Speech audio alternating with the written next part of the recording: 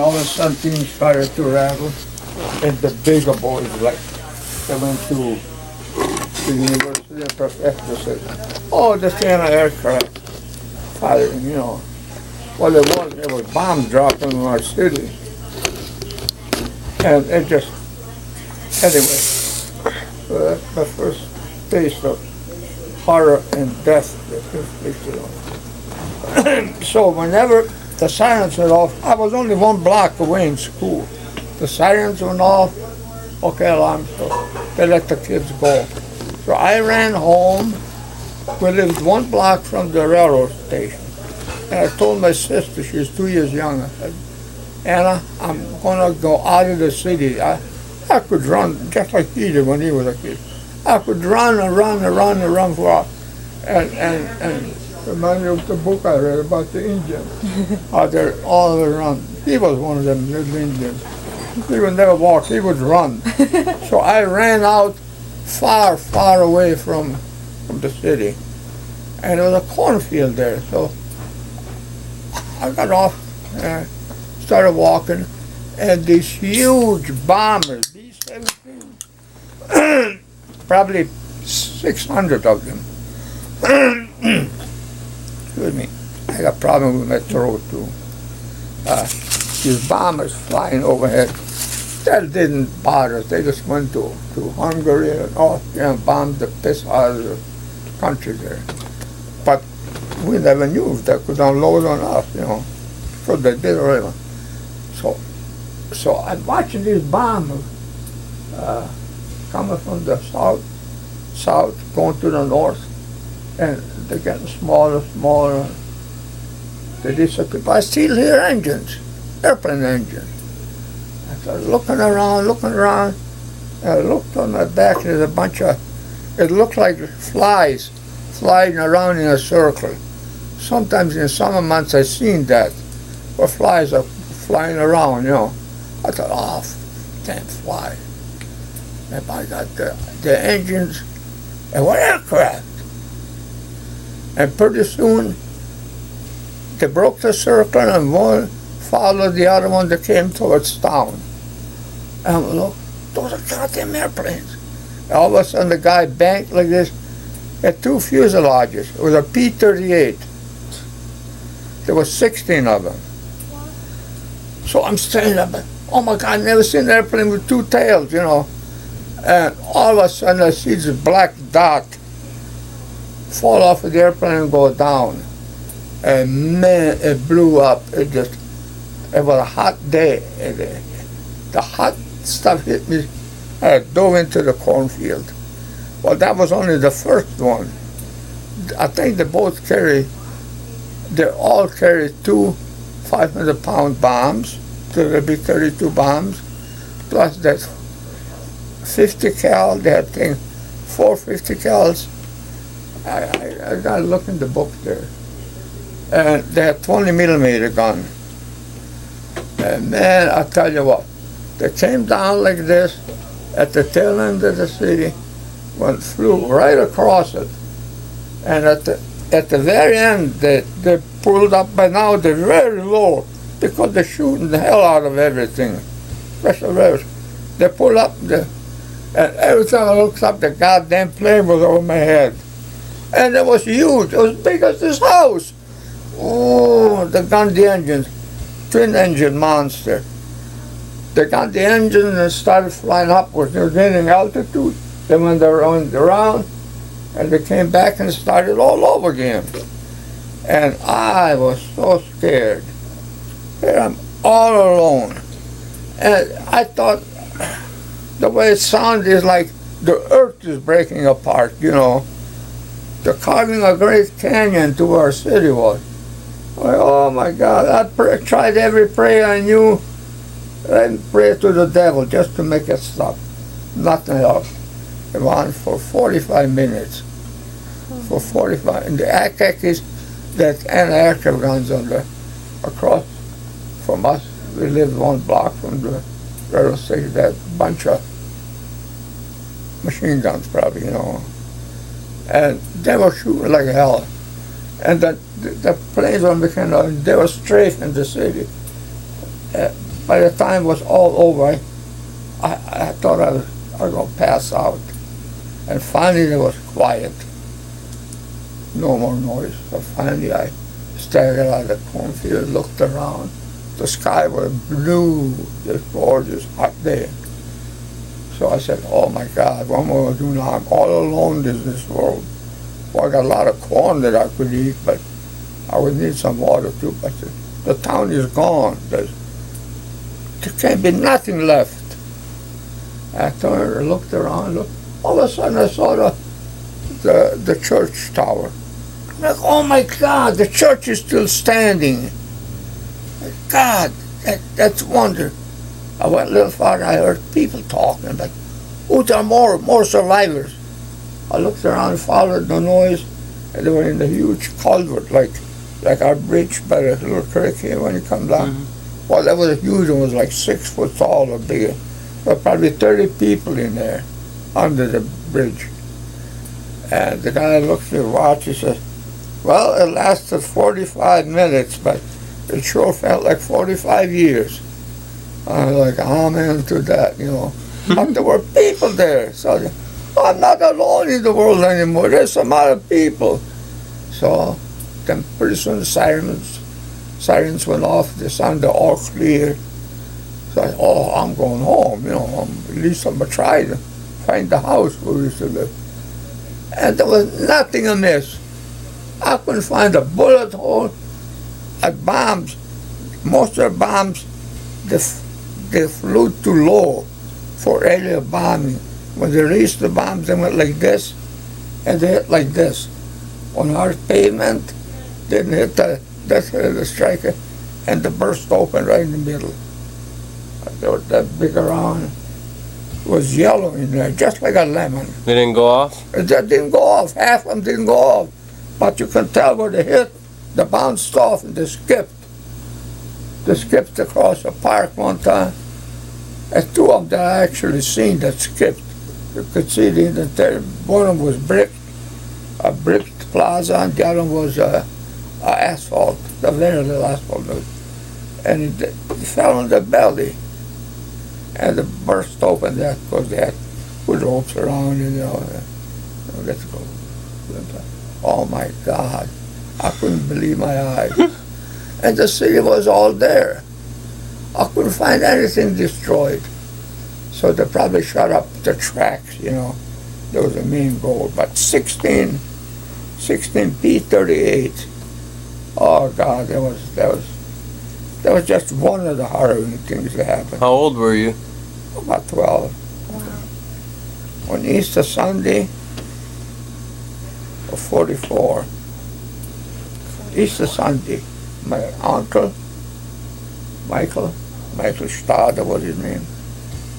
He married my mother's sister. But they called me into the German army. So he came to visit us. He had a day pass. So, was on the sirens go off. About that time, you know, I said, well, that was last year that just strafed us. That's not going to be that bad. But all of a sudden we hear engines go, aircraft noise. So I went out, went up the steps, I looked, and right in line with the house was 2 stories. Right in line came, there was 8 or 10 twin engine bombers. I thought, oh, them little pissy things, they're going to do nothing. The big jobbies flew overhead every day. If they want to do something, they could get it, but throw it out, you know. And in that moment, I heard something. I turned over to my left, and there was a 8-foot wall between us and the neighbor, and it was of stone. Field stones, they were all cemented, you know. And I looked over, and I see 2 black things coming down. And it got dark, because they went off. And it smelled, thunder. So I ran down the steps. I ran into the house. My mom and dad and Uncle Mike were there. and the neighbors that lived upstairs, they came down to stay with us. And I ran from a room to the kitchen because it had an arch. So they said if you stand in a building with bombs, stand on the arch. So I did. And the house just jumped up and down, swear to God, jumped 3 feet high.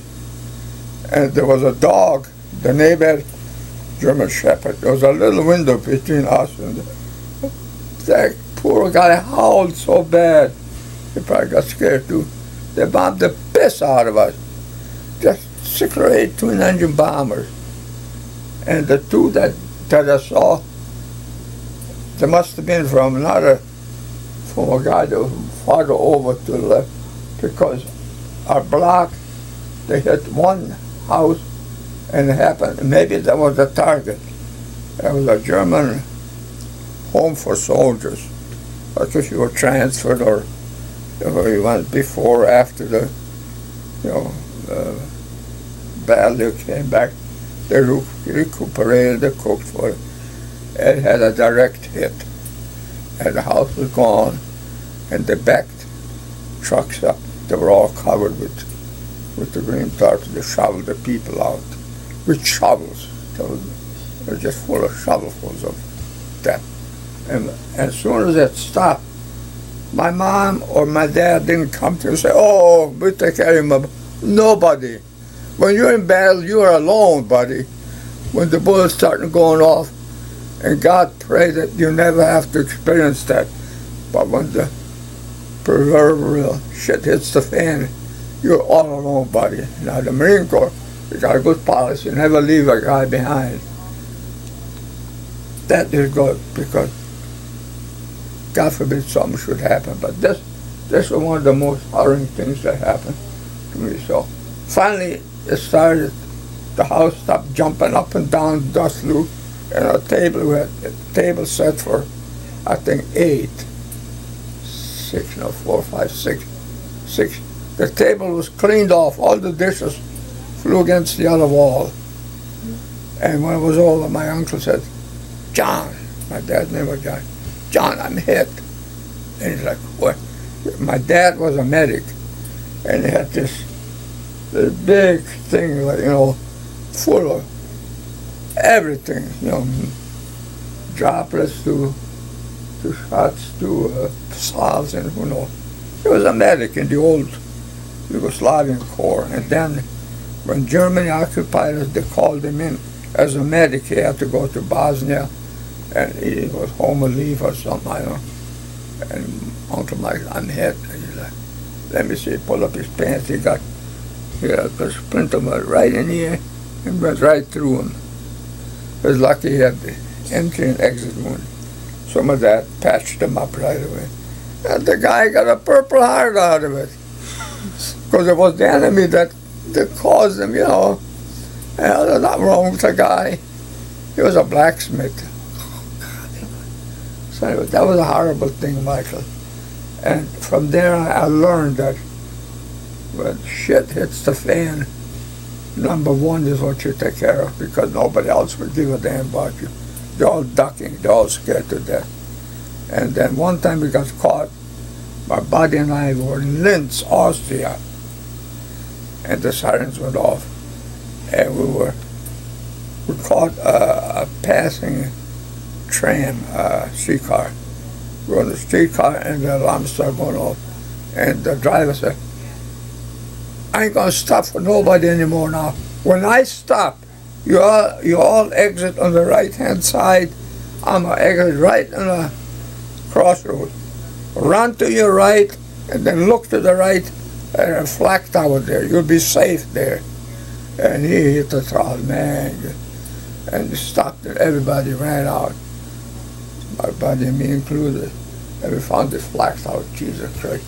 It had steel doors, It was huge on top of it. I don't know, 3 or 4 88s were on top of it. When they started shooting, man, them walls were dusting. Dust flew around all over. And there were women there with babies, and old men. Nobody left anymore, women and children, they were all at the front. And some of the women didn't like, I was 13 years old now. They didn't like for me to send us up to handle munition, I was so goddamn scared if you'd have took a knife and stabbed me, I'd never lost one drop of blood. That's how, you get like lockjaw. I mean, you're so scared that your teeth will chatter. So anyway, that was an horrible thing. Then again in Austria later on, again the P-38s came back. I don't know why about all this. P-38s, the strafed us. And what they did, we lived on I think it was the south side of the mountain. They came from the north. And were those the Germans that were up in the building? Yeah, the Germans were fighting against the bombers. Oh man, I tell you what, they made it. Twice I got caught in lynch when the air raid was on. One time I was in what do you call it? Where they dig out iron ore mines, iron ore mine, and the stuff was full of people. That was like no bomb would ever penetrate. There's a whole mountain above us, Mm-hmm. But it shook the ground because sound, the harder the material, the better the sound travels. Man, I tell you what, that's horrible. That's horrible. So anyway, I paid my dues with my teacher. Then they came back. The P-38s came back. Just a year later, I was probably beginning of April, because May 2nd or 3rd, they capitulated, the war was over. And then I was 13, we had to go up in the mountain and get our own firewood. So I was okay with my dad. So I used the big crosscut saw. We felled trees and cut them into logs and run them downhill and split them, That was one of my jobs as a 10-year-old, 11-year-old. The way we would buy wood is actually in what the hell they call it, 4 foot by 4 foot by 4 foot. There is a measure known. I forgot, Uncle John. I forgot the name of it. I'm getting too old for that stuff. So anyway, that was my job. I remember I had rabbits to feed. We raised rabbits. And that was our godsend because we had all the meat we wanted. Them rabbits reproduced fast. And I had to go every night and steal grass. I took a big sack with me, went to a park where there was a lot of clover.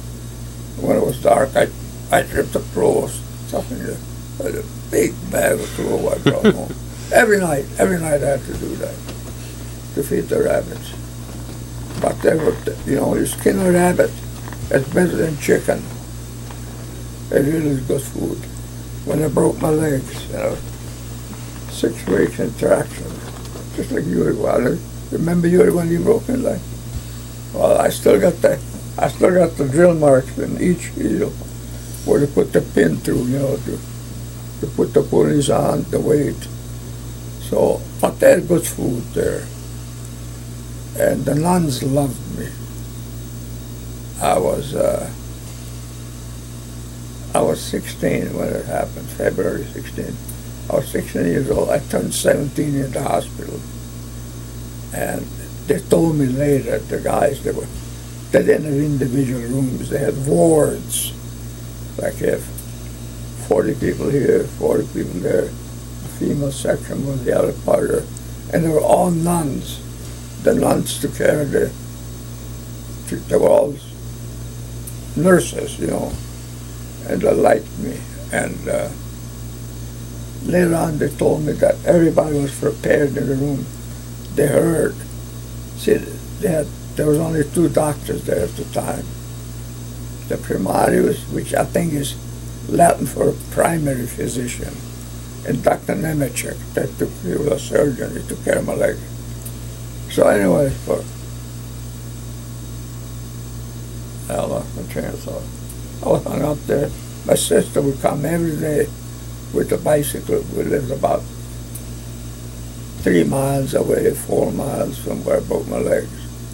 And she brought me baked rabbit. It looked just like baked chicken, you know, with it, good food. She came, they bring me every day a rabbit, but she did. So rabbits were, I even had rabbits here when I had the horse, Liz's horse, Stormy, and I had the beef cattle. I started out with rabbits. I had a whole bunch of rabbits, and I had to shoot every one of them because then it got to be too much for me. I loved the little creature. I took that 22, you just handle that thing, put shorts in there, you know, rabbits in the eye, boom, boom, boom. Then I had to skin them all, hung them up. I gave everybody 2 or 3 rabbits. You probably had some rabbits. You probably didn't even know about it. I sold some, you know, and I had no more rabbits for me. And then, of course, I still had Stormy, the horse, that stupid animal. The horses and I never got along. Never, ever. I grew up, but there was nothing but horses and wagons, you know, no electricity, no electric lights, no telephone, nothing. Just like when you look at the West, the old West, there are outhouses in the back of the building. That's where you went if you had to go, in the outhouse. And all that is kerosene lights. Kerosene. Just like cowboys do. No telephone, no radio.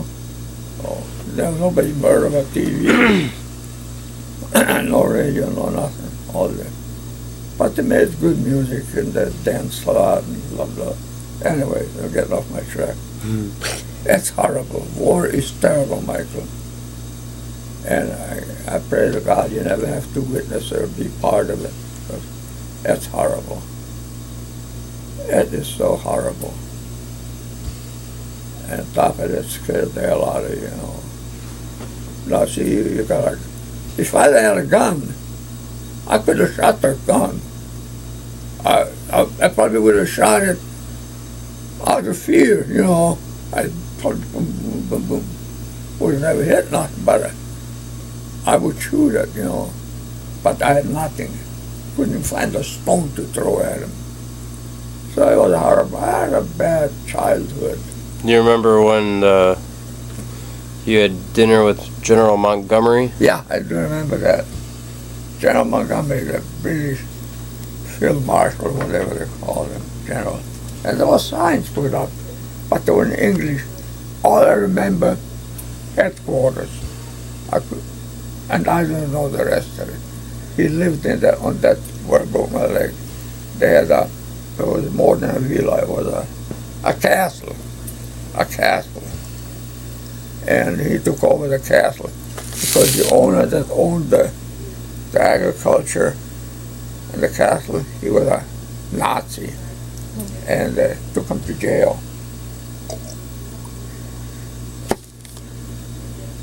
All the Nazi bigwigs that were active during Hitler's regime after the war collapsed, they collected them all. I used to watch the Austrian, the state police, translated it's gendarme. State police, I guess, gendarme had the right. All over Austria, they all had them. Every country had gendarmes. They were the state policemen. The local constabulary cops, you know, did text with it. But the gendarmes, and they all carried rifles. The gendarmes. Only the plainclothes guys and the local police, they had the rubber thing, you know. I got whacked one time. I didn't do nothing either. My cousin, he was a couple years older than me, we were down at the river. We throwing stones in the water. And I guess it was forbidden. All of a sudden a guy grabbed me and said, "Don't you know it's against the law to throw stones in the river?" Bam, bam. And my my cousin John ran off. I'm looking, oh. So of course I cried, get out of here. Had a blue uniform on, yeah. And my dad was an alcoholic. Whenever he got drunk, he wanted to fight the cops. He wanted to fight them. It's like JJ. JJ got drunk, he wants to fight somebody. That's what my dad was. He was a wonderful man, except when he was drunk. When he was drunk,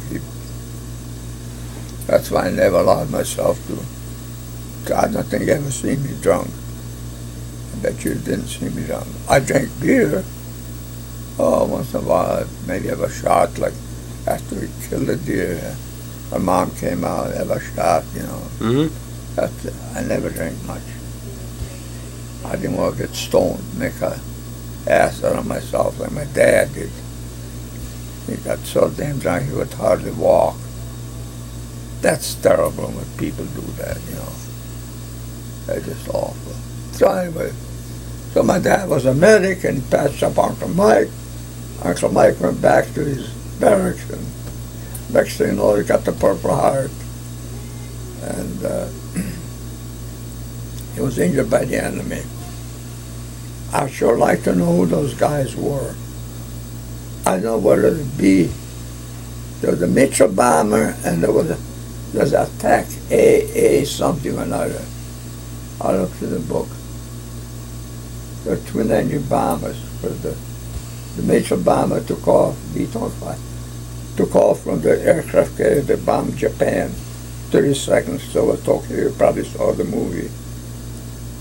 They took some twin engine aircraft, and the only aircraft that could do it is take off in such a short,